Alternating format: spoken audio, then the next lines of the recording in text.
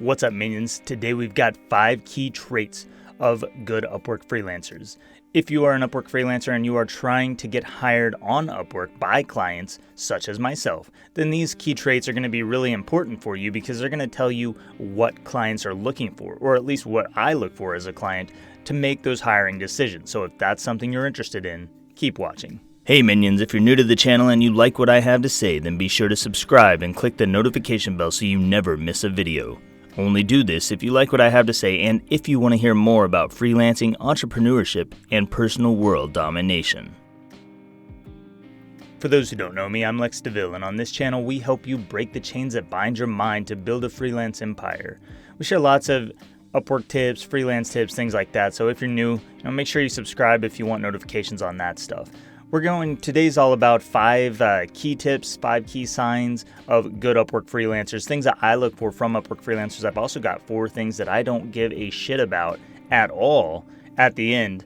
We'll talk about those here in a little bit, but we're going to go ahead and dive right in with these. And we've got several items that you would be interested in. The first of those is, do you look friendly? That's going to be key number 1. Whenever I get these proposals, they start flooding in sometimes they trickle in, but when I get proposals flooding in, the first thing I do is I'm looking through these really quickly, and all I have is a second for a snap judgment. I mean, that's just human nature. We make snap judgments really quickly. So where do my eyes go? The first thing they go to is the freelancer's picture, because it's up there in the top left. We read from left to right, so when you think about it, it makes sense. Your eyes go up there to their photo first, and in that snap judgment second, it's just like a minuscule moment, I make a lot of judgments about you. And it's not like I want to make these judgments, it just happens. So it's all the things, all of my background, all of my past experiences, everything that's built up to my life at this point frames you as a person, even though I have no idea who you are, I don't know anything about you.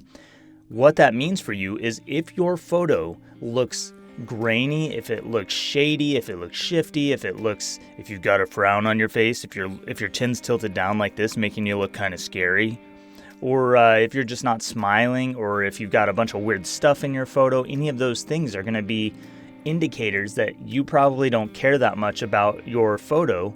You didn't care enough to take a good photo, so maybe I don't want to work with you. Now, this isn't always going to be a deal breaker for me, but it is the number one thing I look at. I know for a fact that this is the very first place I look is your photo. And a lot of people, I see that photo and I say, nope, no way I'm working with this person. If somebody looks kind of shady or dark or maybe sinister, then those people probably aren't going to be a fit for my business, because I want people who look good, they look on the up and up, they've taken the time to take a professional headshot, it's clear, it's clean, they're not wearing anything crazy unless I'm hiring for a creative position. All of these are factoring into my decision, so you need to look the part of the position you're applying for. Are you looking to start or grow a freelance business? Do you need relevant, high-quality news, tips, and insights about the freelance industry? If so, join us at NotoriousF.com. Notorious F is an online freelance news media outlet where freelancers and clients share stories, tips, and insights to help each other grow. Notorious F covers topics like breaking freelance news, client attraction, freelance business systems, interview tips, mindset, lifestyle, and industry skills training. We share articles for freelancers around the world, whether you work through a major freelance platform like Upwork, Fiverr, or People Per Hour, as well as topics relevant for those who find clients on your own. If you are a freelancer who wants to stay up to date on industry trends, read stories by other successful freelancers, or if you have a story to share of your own, then swing by NotoriousF.com today. The second thing I look for is, does your title, your skill title, match my job post? And by that I mean the exact thing that I posted for. So if I posted for let's say I'm hiring for a direct response copywriter, is your title direct response copywriter? If your title is social media manager, copywriter, content writer, web designer, probably not going to be my first choice of person to look at, because I want the person who's a specialist in the exact thing I need. So if you don't prove that immediately, like right away, I'm probably not going to look at you. I'm not going to give you that much consideration. I'm still going to open your proposal probably and just check it out real quick to make sure that I didn't miss anything. But man, that's a big indicator for a lot of clients. If your title screams out at me, hey, I do the exact thing that you posted a job for, the exact problem you have, I solved that problem. When a freelancer says that, then I give that freelancer precedence. I look at them a little more closely because it makes sense. I want the person who's a specialist. I'm not looking for someone who's just popping in with a proposal, hoping for a win. I'm looking for someone who is a specialist in the exact skill I need. So that needs to be you. So your title needs to match or closely match my job post. Now, even sometimes in the past, I was talking about this in our Facebook group the other day. By the way, that's the Udemy Facebook group. Talking about how sometimes when I've sent proposals in the past, I would actually change my job title, my skill title, temporarily, and then send the proposal.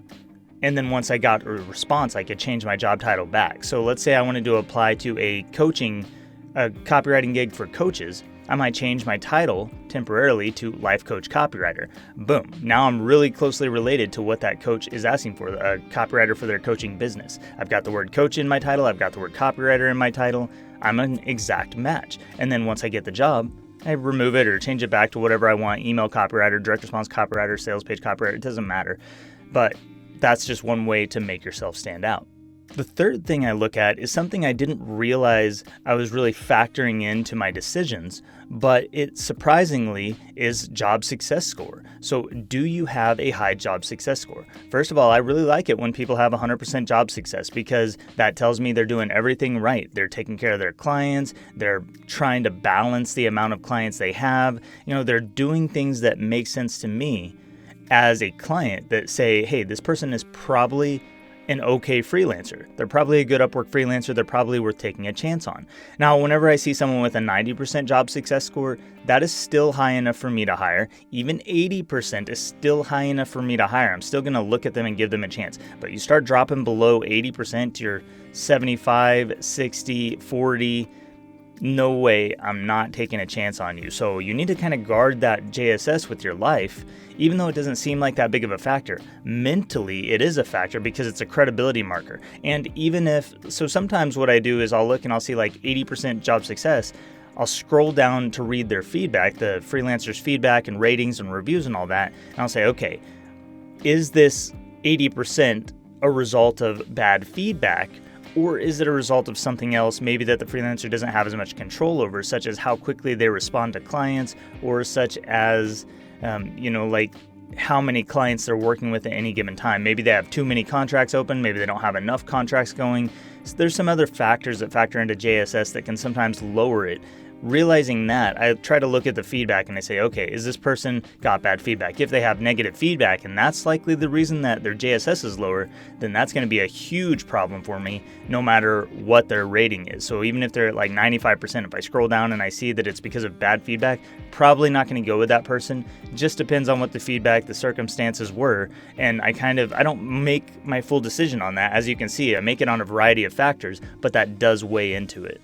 Okay, so the next thing I'm looking at is your bio. When I pop open your profile, I've clicked on you, I'm scrolling down. The first thing I get is not your proposal. It's actually your bio. So I look through the first couple of lines of your bio and I say, does this match the thing that I'm looking for? And does it kind of prove that you're an expert in this thing? Are you asking the right questions in those first couple of bio lines? Are you making a statement or asking a question or telling a story that relates to this thing I need? If not, if it's totally off the wall, if you're talking about random stuff, if you're talking about being a virtual assistant and doing customer service when I'm looking for a web designer, that's not going to be a match for me because that means you're not an expert in web design. You're just a virtual assistant or a social media manager or whatever you are. You need to be talking about the things that you're applying for. And this is help building a case of value for you. It's helping you to show yourself to the clients as an expert. And that's what they're looking for. Even whenever you're just starting out, clients still want somebody who is a specialist in a certain area. So even if you're new, clients are still looking for specialists. They go to Upwork to hire certain kinds of people. I go there to hire a virtual assistant or a social media manager or a web designer or a copywriter. And when I'm looking for those things, I still want a specialist, even if I'm paying the lowest rates, even if I'm looking to hire entry-level people. You need to be focused on that one area because I don't want somebody who's scattered all over the place. And your bio is one way that indicates that. It tells me, is this person talking about a bunch of random things that I don't care about, or are they talking about the skill that I've asked for in my job post? The last of our 5 signs of a good Upwork freelancer is obviously going to be your proposal. And this is kind of the last thing I get to. It's really weird. I see the photo, I see your title, I see your JSS, I see your bio, and then I finally see your proposal.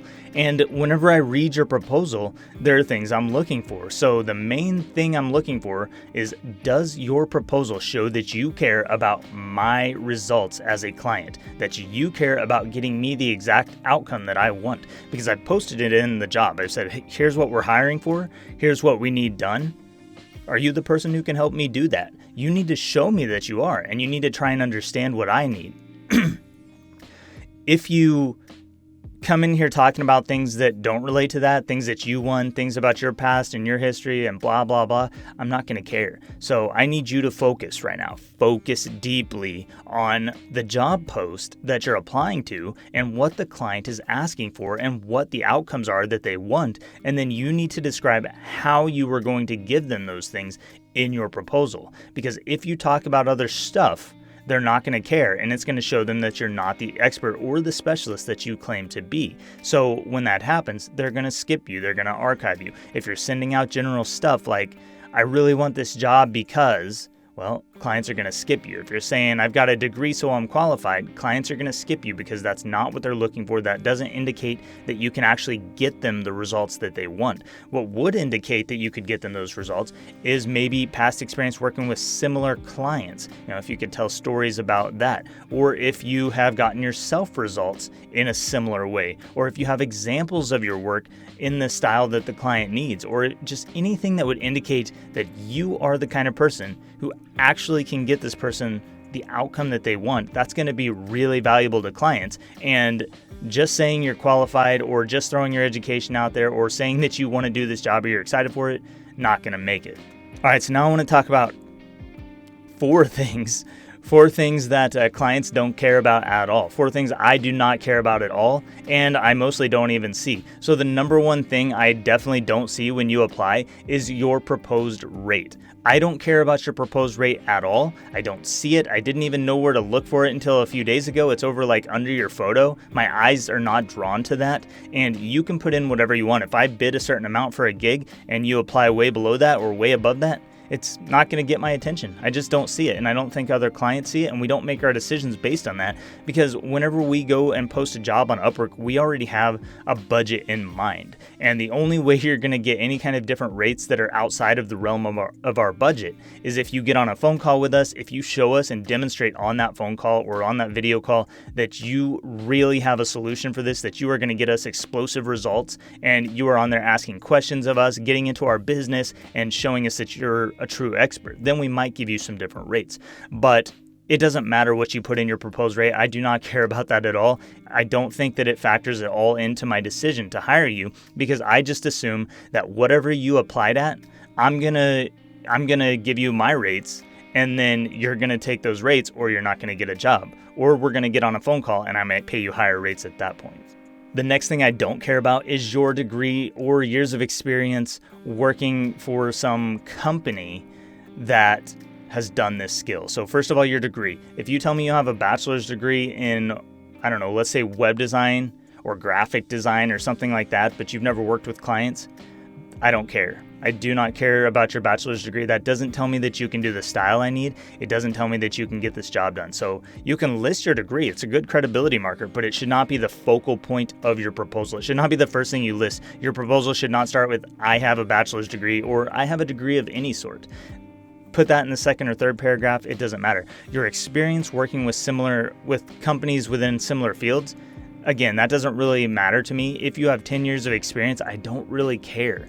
I only care if you can get this specific job done, and you need to show me and describe how you're going to do that. If you have experience working for a company, that tells me nothing. I don't know what you did for that company. What I do know is that most employees slack off. They do busy work throughout the day. They just kind of do the minimum, and then at the end of the week, they get their paycheck. And so if that's what you're trying to describe to me as the kind of person you are, I'm probably not going to want to work with you, because I'm looking for people who are go-getters, who are motivated, who want to get in here and do the best job they can for this one project and deliver me awesome results. And that's not usually found within the employee mindset. So I don't really care about your experience.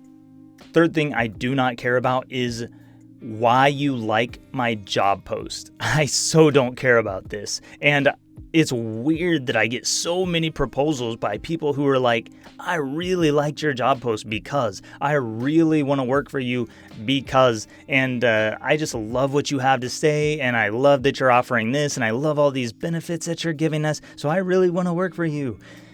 I get these all the time. I mean, this is probably one of the top things that people say in their proposals, and it's not valuable to me at all. In fact, it's kind of a filter for me because I put stuff out there. I put benefits out there. I want you to see that when you work for me, you're going to get some cool benefits that are going to make this even worth more than the amount I'm paying you. So there are cool benefits, but you don't need to show me, you don't need to talk about how much you love my job post or what I said in it or how you can tell I'm a good client. We're not talking about that. This is about you getting hired. You wouldn't go into a job interview and say those things, so why would you say them here? It doesn't make any sense. Don't talk about why you like my job post. I don't care why you like my job post. I just care about if you can get me results. The last thing I don't care about, and it's kind of similar to the previous one, is why you were excited to work for me and what you want from me. Those are kind of 2 points, but whatever. If you write a proposal that is talking about what you want from me, your life's mission, your life's goals, your passions, and all of this stuff, and what excites you about my job post, then I'm probably going to skip you because you're getting off track. You're not focused on the actual job post, what the actual details of it are, the actual deliverables that I need you to do. You're way off base. You're talking about things that you care about. You're talking about things that excite you. You're talking about your passions and your life and me, and we haven't even built a relationship yet, and I need that relationship with you before I can even begin to care about any of those things. Now, once we start working together, it's a whole different story, because if I see that you're delivering me good results, if I see that you are trying really hard, you're doing good work, now all of a sudden things are different because I start to say, this freelancer is valuable to me, and the more valuable they are to me, the more I want to care about them. So I say, how can I help this freelancer more? Can I increase their pay a little bit? Will that transform the way that they live in their country? Can I give them bonuses? Can I give them additional gigs? Can I promote them more in some way? What can I do for this person? How can I learn about them a little bit more? How can I get to know them? And I might ask them questions and just talk to them as we grow together. But this is a together process. It's a relationship. We have to grow together. You can't just jump right in telling me all the stuff you love in life and what you are excited about with my job post. And, if you just come at me with all this me stuff, I don't care, because I, just like you, I care about me. That's why I'm on the platform posting a job. I care about me, and I'm trying to get stuff done for me, and you need to show that you care about me and that you want to help me get those things done. Focus only on that. Talk about that, and that's how you're going to get hired on Upwork. That's how you're going to show me that you're a good freelancer. All right, that pretty much wraps it up for this one. Let me know your thoughts in a comment down below. Have you made any of these mistakes that I've mentioned? Are you on point with all of these other things, those 5 signs? Do you actually attend to those, or do you just kind of glaze over them and not worry about them? And how has that worked out for you? I'd love to hear your thoughts in a comment down below. If you are new to the channel, remember to subscribe and click the notification bell so you always get my videos. And that's all I've got. Thank you so much for watching. I'll see you next time.